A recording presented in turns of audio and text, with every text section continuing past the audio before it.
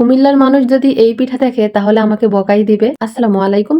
আজকে কুমিল্লার ঐতিহ্যবাহী মুগ পাকন পিঠা বানিয়েছি। পিঠার ডিজাইনটা দেখতে যতটা সহজ মনে হয়, এর ফিনিশিংটা ততটাই কঠিন। তবে আমার এই ভাঙ্গা ভাঙ্গা হাতে আমি চেষ্টা করেছি বানানোর। পিঠার ডিজাইন ফিনিশিং হোক বা না হোক, এতে কিন্তু হয়েছে ভীষণ মজার, আর এটা তৈরি করাও খুব সহজ। পিঠা বানানোর জন্য এখানে আমি নিয়ে নিচ্ছি 1 কাপ মুগ ডাল। মুগ ডালটাকে আমি ভালো করে ভেজে নিব। চুলার আঁচটাকে লোতে রেখে কিছুক্ষণ মুগ ডালগুলোকে ভেজে নিয়েছি। ডালগুলোকে ধুয়ে পরিষ্কার করে নিয়েছি। আর এখানে 1 কাপ ডালের মধ্যে 2 কাপ পানি দিয়েছি। এখন এটাকে আমি সিদ্ধ করে নিব। এর মধ্যে কোনো রকমের কিছুই দিব না। বলক চলে আসার পরে নেড়ে চেড়ে ঢাকনা দিয়ে ঢেকে রাখবো আর চুলার আঁচটাকে একেবারে লোতে রেখে নিব। এই তো কিছুক্ষণ পরে ডালগুলোকে সিদ্ধ করে নিয়েছি, আর সিদ্ধ করার পরে একদম নরম হয়ে গিয়েছে। এখানে আমি দিয়ে দিচ্ছি 1/2 কাপ নারকেল কোড়া। নারকেলটা ফ্রিজের ছিল তাই এরকম। দিয়ে দিয়েছি স্বাদ মতো লবণ আর 1/4 টিস্পুন হলুদ। হলুদের গুঁড়াটা দিলে কালারটা সুন্দর আসবে। নেড়ে চেড়ে এটাকে মিশিয়ে নিব।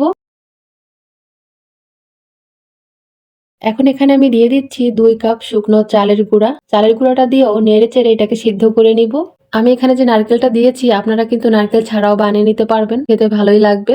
এই তো সিদ্ধ করে নিয়েছি। এখন ঢাকনা দিয়ে ঢেকে রাখবো 10 মিনিটের জন্য, যাতে আরো ভালো করে সিদ্ধ হয়। 10 মিনিট পরে ডোটাকে হালকা ঠান্ডা করে নিয়েছি। এখানে একটা ডিম দিয়ে ভালো করে মথে নিব।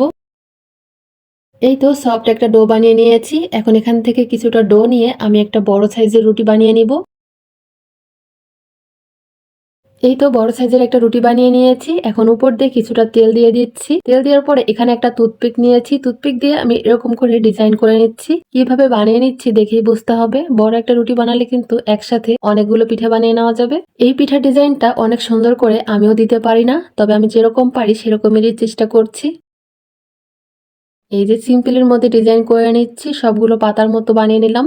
আপনারাও চাইলে কিন্তু এইভাবে পিঠাগুলো বানিয়ে নিতে পারেন। আর পিঠাগুলো কিভাবে ডিজাইন করে নিচ্ছি এটা কিন্তু দেখেই বুঝতে হবে।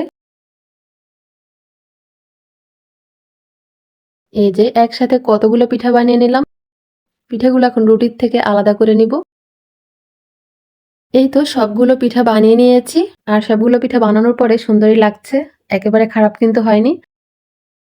এখানে কড়াইয়ে 1 কাপ খেজুরের গুড় দিয়ে দিলাম আর 1 কাপ পানি। এটাকে এখন জাল করে নিব। আমি এখানে খেজুরের গুড়ের শিরাটা বানিয়ে নিচ্ছি, আপনারা চাইলে চিনি দিয়েও বানাতে পারবেন।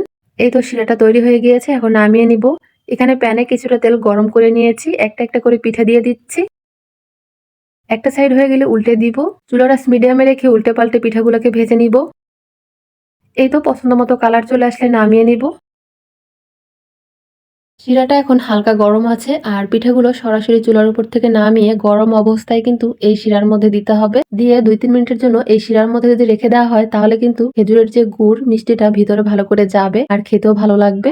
আর এই যে দেখেন, সাথে সাথে একটা পিঠা ভেঙে দেখাচ্ছি। অলরেডি কিন্তু পিঠার মধ্যে শিরা চলে গিয়েছে, আর এটা খেতেও খুব ভালো লাগে। এই সময় পিঠাগুলো মুচমুচে থাকে, আর শিরাটা যাওয়ার পরে পিঠাটা হালকা একটু নরম নরম হয়, তবে খেতে কিন্তু দুই সময়ই ভালো লাগে। পিঠাগুলো ভেঙে শেয়ার করছি। এই যে রসে টইটুম্বুর হয়ে গিয়েছে পিঠাগুলো। রেসিপি ভালো লাগলে একবার হলো ট্রাই করবেন, আশা করি সবার কাছে খেতে ভালো লাগবে।